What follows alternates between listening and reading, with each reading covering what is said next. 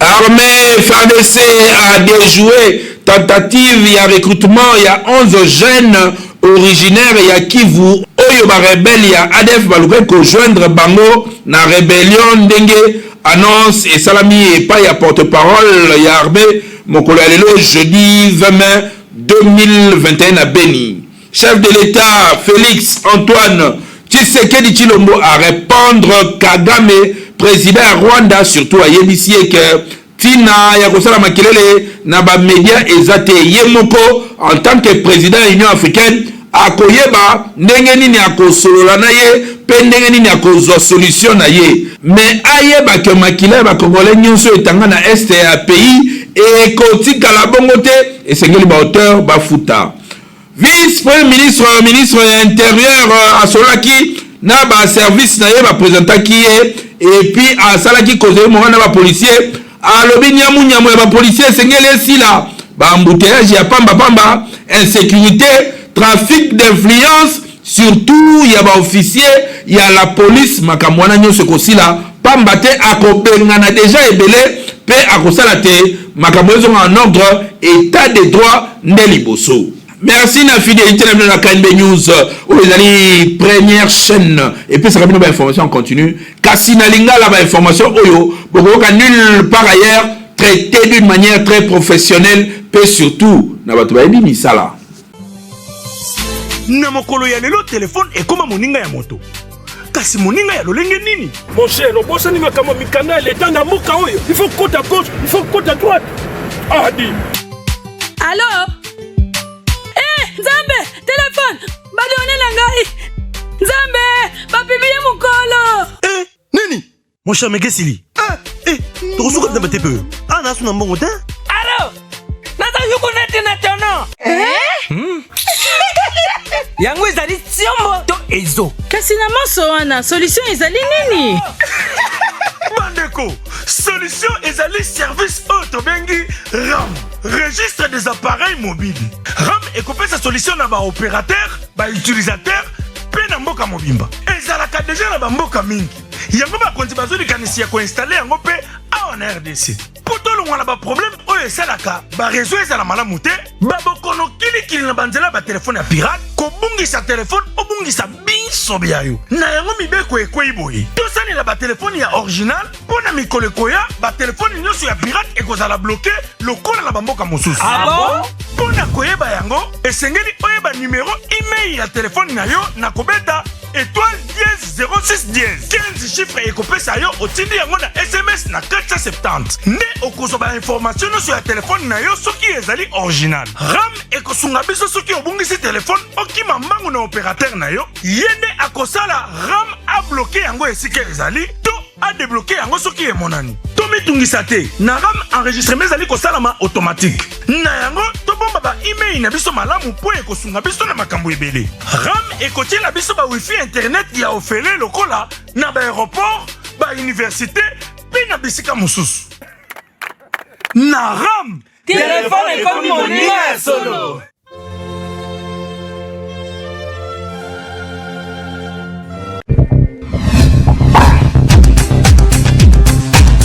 Chef de l'État congolais na interview à Pesaki Mokolo ya Lobi à répondre na président rwandais au lobby que na Est Rwanda et Sala attaque crime mon côté yé mon côté Union africaine paix président de la République démocratique du Congo Félix Antoine Tshisekedi Tshilombo à répondre clairement pour na kolobateur Kagame azale kimia a ebine ina kolukele solution bon na ba détail na reportage na Naomi Mpila. L'interview accordée mercredi 19 mai 2021 à Paris à quelques médias internationaux, président de la République démocratique du Congo Aboya qui répondre directement à l'homologue naïque Paul Kagame ou à tenir qui va propos négativistes sur sécurité de l'Est P. Atiaki en doute rapport mapping dans réplique président et RDC a taïsaki que rapport mapping est élaboré dans l'expert des Nations Unies et non dans les Congolais. Ben d'abord, permettez-moi de vous le dire, je ne suis pas là pour répliquer à mon homologue. C'est quelqu'un avec qui j'ai de bonnes relations, je saurais comment passer le message autrement. Ya liboso na koyebisa bino ke nazali awa te mpo na korépondre na homologue na ngai azali moto oyo toentretenaka ba bonne relation na koyeba lolenge nini na kopase message autrement mpe lisusu na koloba ke rapport mapping esalema na ba expert ya ONU ezali ba congolais te nde basala yango ezali ba congolais te nde bazali koaccuse ezali bato moko objectif nde basala yango pe na koloba lisusu ke esengeli justice esalema mpona ba victime nyonso oyo bakufa na Congo pe na région ya Este nyonso mpona ngai esengeli président Kagame azala na attitude moko positif ya kokolaborer mpona stade oyo nanu bakondane motu te yango esengeli komikotisa na service ya justice et soki bato oyo azo défendre bazali ba innocent justice et ko innocente bango kasi pona biso pengai nazo tenir koluka kimia na République démocratique du Congo mobimba pe na ba région ya Grand Lac.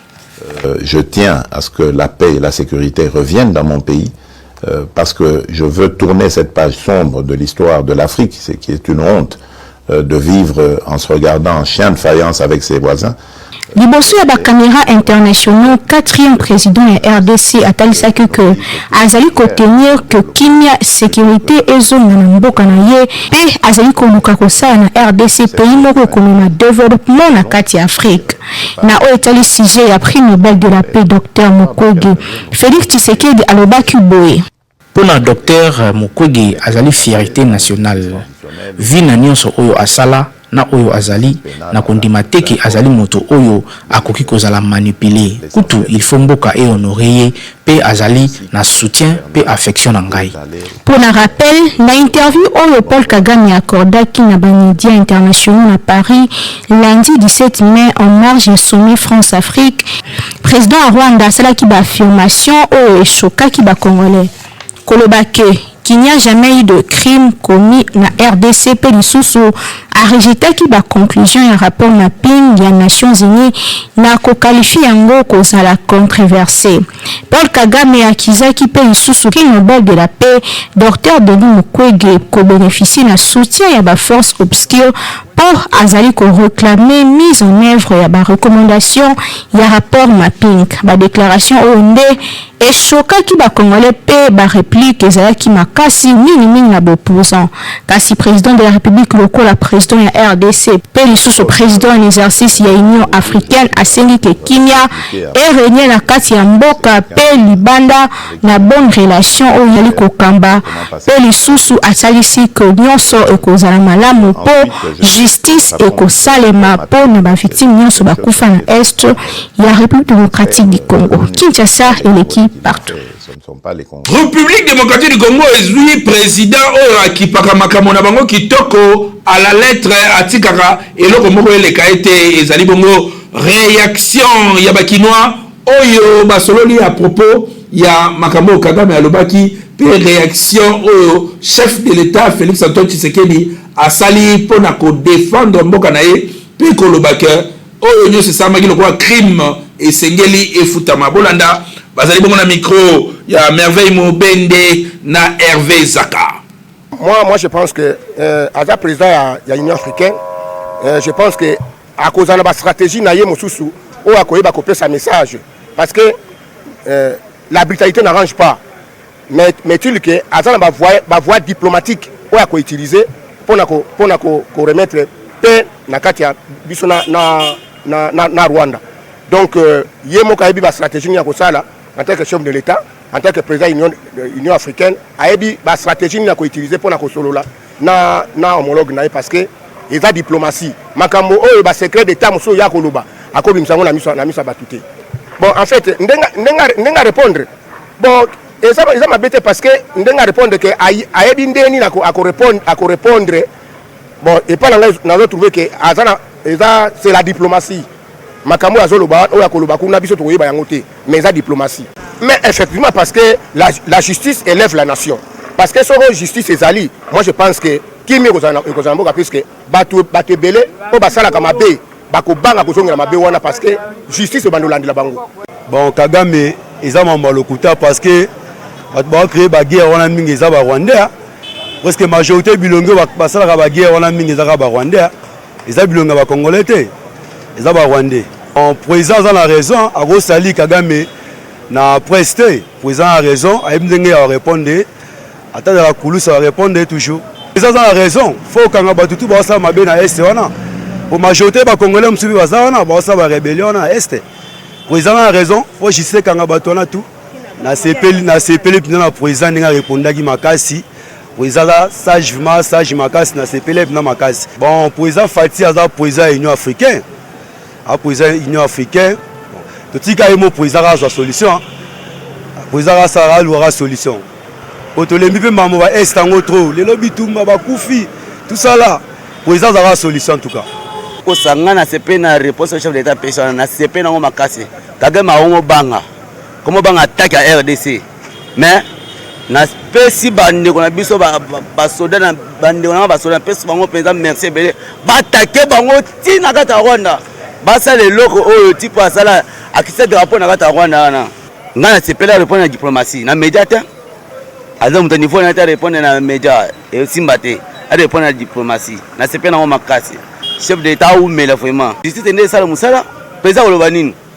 ba so na président justice président aza likolo mibeko te président aza mutu lokola nga lokola yo mais mibeko aza likolo biso nyonso to faut la justice et ça la musana wa Kagame. Réaction au président de la République Fati Beton à la yango lobby en tout cas na CPL na discours wana devant presse internationale nationale à lobaki boui hier qui jamais ko répondre Kagame sur le plan médiatique à ko répondre sur le plan diplomatique et en plus justice ndé osa musala nango 80 millions de Congolais ba kufi wana ba qui jamais okende en vain il faut justice internationale ba holandela makambo wana et puis Kagame ko wanga na makambo wana te rapport mapping eza organisation na kati ya Nations Unies bango jamais ba ko sela mutu likambo makambo baloba kuna eza vérité donc Kagame ndenga na ifasi me ba responsabilité na e kasi te Kagame ko wanga na pourquoi bilongia batutu baza o bakangaka wana baza ba Rwandais batutsi ba utu babanya murengi batu wana otondima lelo ke baba ndeko na biso ba Rwandais awanga nango pourquoi tozi la justice ça musala nango non bon moni batu ba comprendre na sima de Fati a mystique a ko répondre na neni Fati a muta diplomatie ça comprendre Fati na mnoko ko bandenge mususu na nenga système musunde ko salama ça comprendre Kagame azoli ya mnoko azobeta mnoko c'est un problème te mai ba ke makile gangaka soki aza innocent po mezate mais soki asimba makila bana mboka Congo suka na ezali c'est un homme d'état yo quand ya lo bandenge ni lo Kagame alobaki boye pas réagir bon non a réagir bon te Fati a façon ya ko travailler hein ezate que lo moi mukafingo imbécile bien mutu alobi boye pour répondre bon non c'est la diplomatie mais quand ça Union africaine Rwanda eza na katite azana katite Fati za likolo ye Kagame azana se hein aza chef na ye akwa répondre mba moko bote bazomona o répondre na ndenge na ye papa Fati wana à la longue to comprendre que qui est Fati vice-premier ministre ministre intérieur asolola ki na ba service na ye abandi mosala na ndenge ya solo aboyi nyamu ba détail bolanda yango na reportage oyo ya Merveille Mobende. Police nationale congolaise tozali na ekolo ya monene ekolo nyonso ezalaka na lolenge na yango ya kotambola kasi ezali na baservice oyo soki na mokili tozali na bikolo songolo eza lokola police nationale esika nyonso okoki kokende okokuta yango ezosala mosala nini mosala ya liboso ezali nde ya kobatela bana mboka na biloko na bango. Bambouteillage oyo ezali na Kinshasa ezokoka kosila te. Okokanisa toza na ba service wana te. Okokanisa toza na ba personne chargée na likambo wana te. Donc eloko songolo eleki biso batu mayele mateli biso. Pourquoi embouteillage et mateli biso eleki biso mayele? En concertation avec monsieur le commissaire général, na batu oyo baza ko gérer service wana Kinshasa, Lubumbashi, surtout ces deux villes ici. Ce qui changement ils atteignent, nous allons nous rendre qu'il y a des gens incapables de travailler et tirer la conséquence. Na yokaki ba réaction est donnée. La situation où etali bakuluna lelo bapanzani mboka mobimba ezate kaka na Kinshasa. Bakuluna ce phénomène là et comme il biso partout na mboka na biso. Yango pe esengeli tozuela yango solution. Nanga naza ko apporter soutien na ngai na opération wana parce que Kinshasa est mérité comportement yabana wana te. Monsieur le commissaire général, police nationale congolaise, na ngai moko, na vice na ngai, aza ko accompagner ngai, na pesi bino, merci mingi. Dans l'espoir que ndenge bouti koloba awa, bokomiti ana disponibilité na biso pona batache oyo eza koreleve na bino pona bulamu ya musala na bino pe pona esengo ya mboka na biso. Merci beaucoup.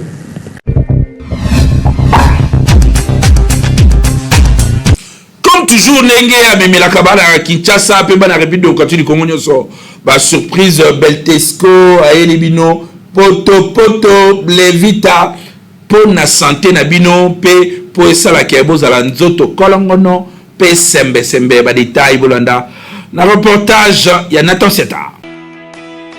Kaka ndenge amesana na ye kosunga population congolaise Beltesco ayeli susu na Blevita oyo ezali potopoto kitoko riche en protéines pe vitamines. Sachet moko kaka ya pamba ya Blevita eza na essentiel ya ba éléments nutritifs nécessaires pour le développement pe kokola kitoko ya mwana na yo yoka. Blevita oyo eza mélange ya 4 types ya farine. Lokola farine ya masangu oyo ezali riche na ba nutriments ya énergie. Farine de bleu riche na ba vitamine B1 pour le système nerveux. Farine ya loso riche na fibre pour la digestion moko ya malamu. Farine ya soja riche na oméga 3 pour le développement ya kitoko pe pour na cerveau ya mwana na yo na misu. Kobosa na te ba chepe miliki na kati pour na calcium oyo ezali nécessaire pour le développement ya mikuwa. Poto Blevita ekopesa énergie pe makasi na mwana na yo chaque jour pour na kosaka na kitoko. Poto oyo bozomona Blevita ezali pe bilei kitoko pour na mikolo. Ya monde.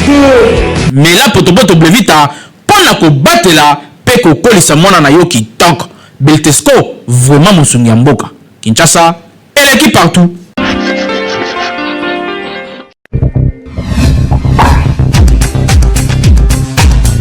Tio melaka miel wana eutaka nde epai ya nzoi lelo monde entier ezali kocélébrer journée mondiale ya babeille bolanda badetail ndenge Naomi Pila azali koexplike biso awa. Nations Unies est désigné le 20 mai le la journée mondiale des abeilles. Date yango zo coïncider na anniversaire ya Anto Jansa, apiculteur oyo azali reconnu lelo oyo lokola père ya apiculture moderne. Pour natango na ye arondaka hommage na babeille pour na capacité na bango ya ko travailler dur, même soki bazalaka vraiment étudier te lokola ba race mosusu. Na yango asepelaka ko s'intéresser na babeille pour amonaka bango bazalaki na ba bienfait ebele.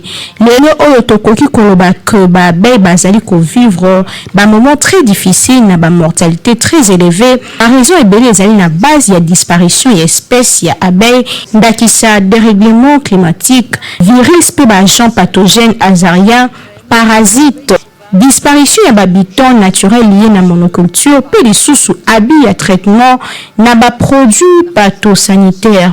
Nzoi ndenge babengaka ye na lingala ajouaka rôle moko clé en tant que pollinisatrice. Pe menace ya race na bango ezali empêcher ba jouer rôle na bango correctement pe ezali mettre en péril biodiversité pe beauté ya univers oyo nzoi to abel azali faire partie.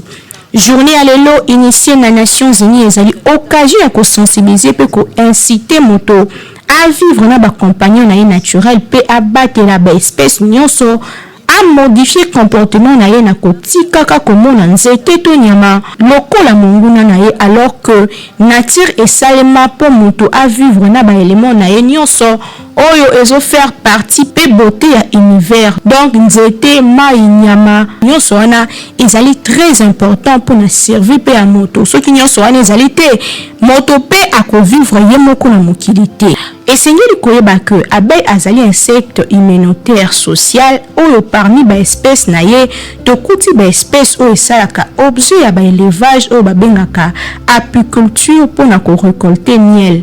Ye babengaka ye lisusu mouche à miel. Abeille azalaka très bien organisée par sa façon de vivre pe à travailler dur. Abeille asenuisaka na ba fleurs. Il existe plusieurs types d'abeilles na mokili mobimba kasi oyo ebani makasi ezali bongo race ya babeille domestique destinée na kobimisa miel. Abeille tonzoi yende abimisaka miel oyo tomelaka na ba bienfait ebele ndakisa ko prévenir na poison. Lelo oyo tozali ko célébrer ba abeille na nzela ya journée ya levama ndeko conseil moko tikaka ko bomaka banyama pembeni na yo po bazali pe na posa ya vie lokola yo pe bazali très important. Olandi leçon Kinshasa et l'équipe partout.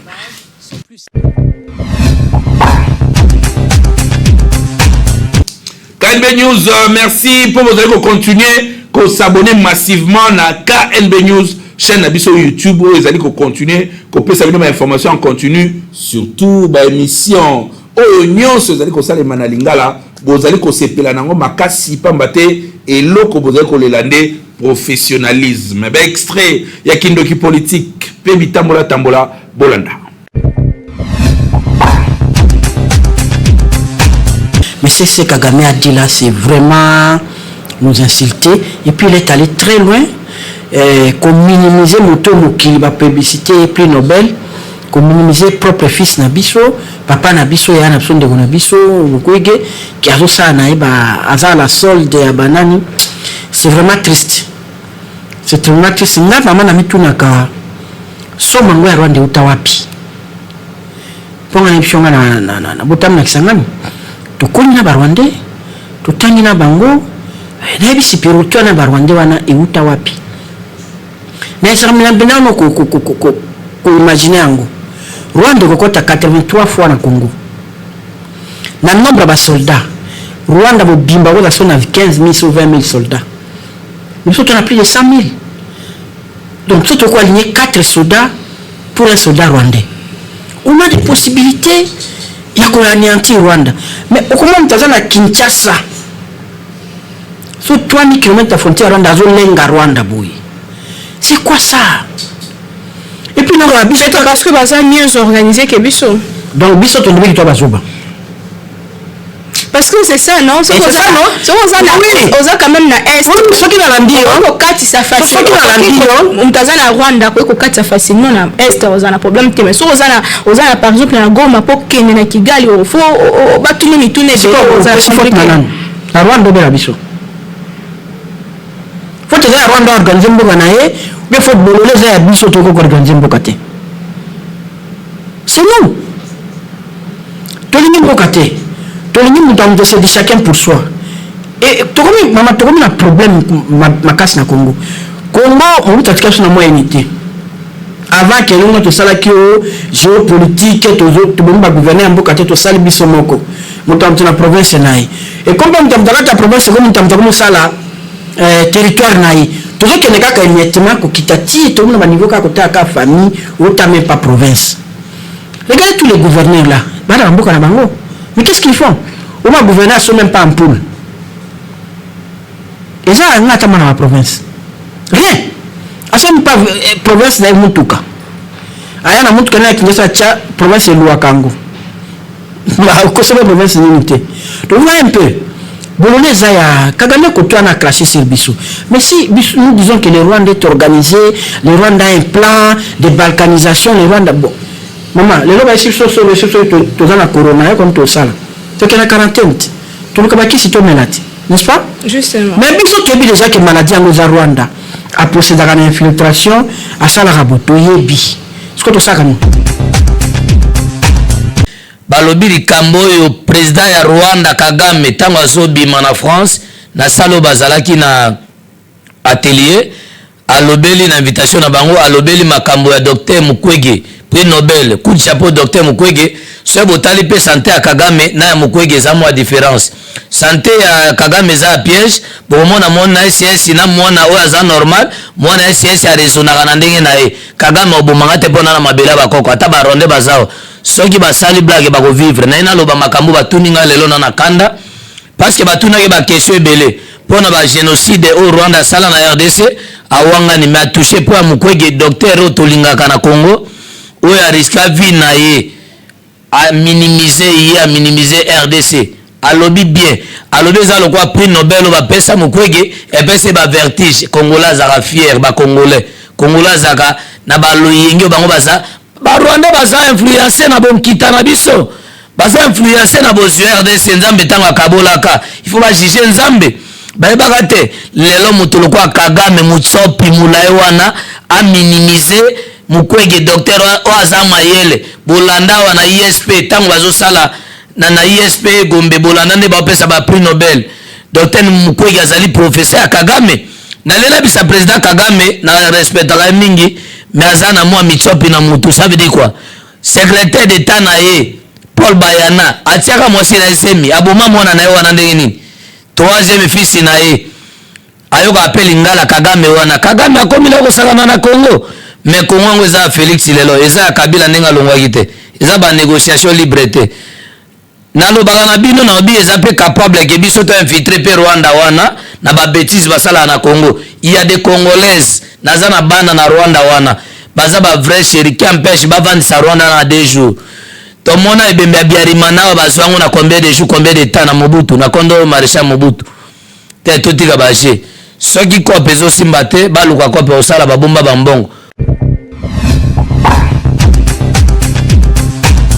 na sport mokolo lelo deux rencontres et Betamaki Bongo na compte il y a championnat national de football c'est-à-dire l'Inafoot Ligue 1 va détail na reportage en Atosiata.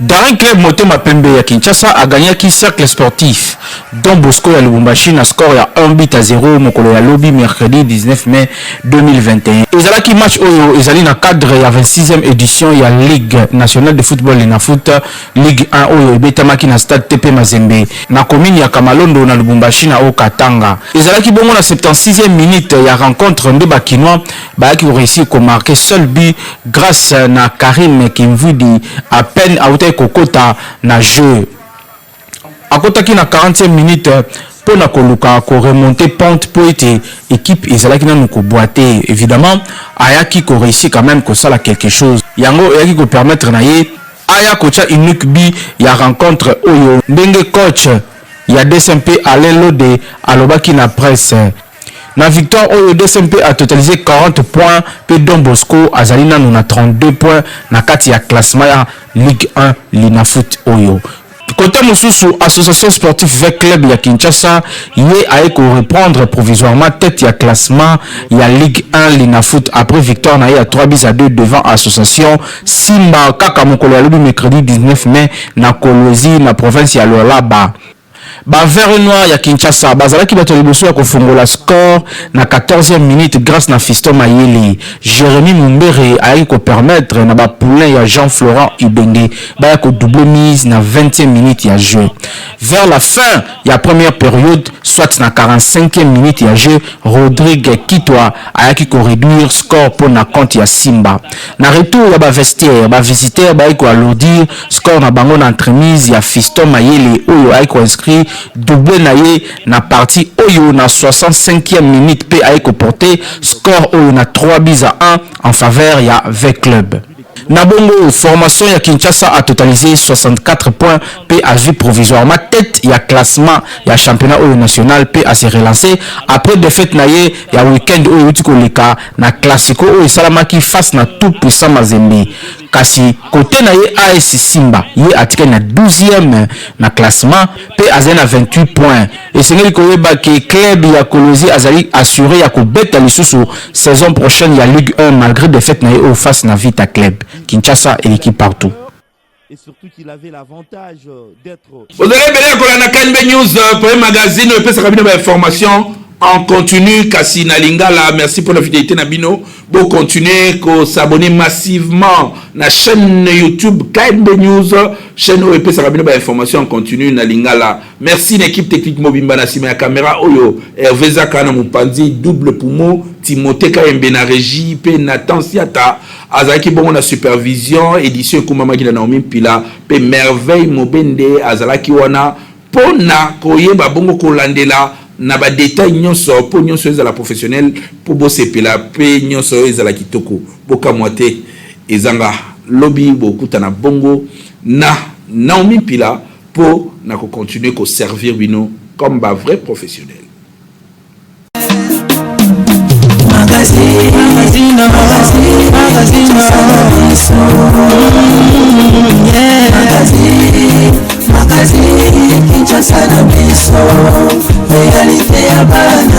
Réalité ya bana kino